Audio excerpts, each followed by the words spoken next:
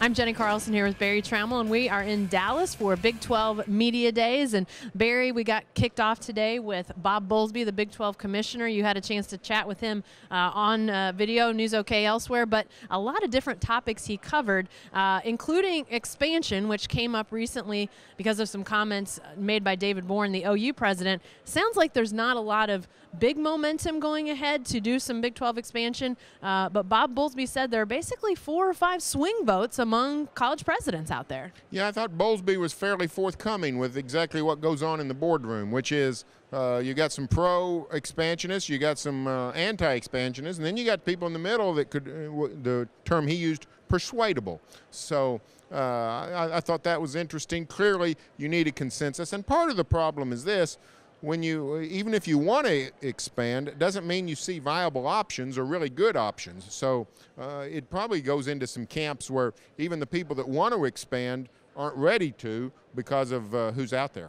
Well, another thing that Bob Bowlesby talked a little bit about was scheduling in football, because he said, hey, it's not acceptable for our teams not to contend for national championships, and obviously getting into the college football playoff is a big part of that. TCU, Baylor, both with a loss last year, get left out, and some people pointed to non-conference scheduling as a big reason for that. But Bowlesby saying we're not gonna do anything to hold our teams to schedule certain teams.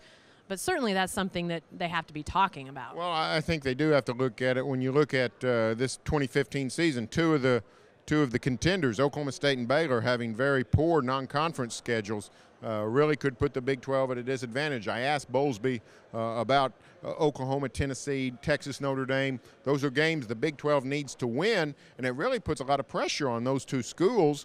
If they're carrying the freight for marquee non-conference games, it really needs to be spread out.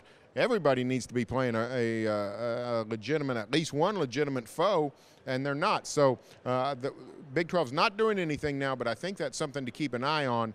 I think that's something that could be coming down the pike. Well, Bob Bowlesby did admit the fact that what happens to one team reflects on other teams. So clearly the conversation is out there that the Big 12 teams that are playing other good teams in non-conference play, it definitely helps, but they're not getting ready to mandate anything at this point. Something else the Big 12 is not going to mandate is whether teams will allow court storming or field storming after big upsets.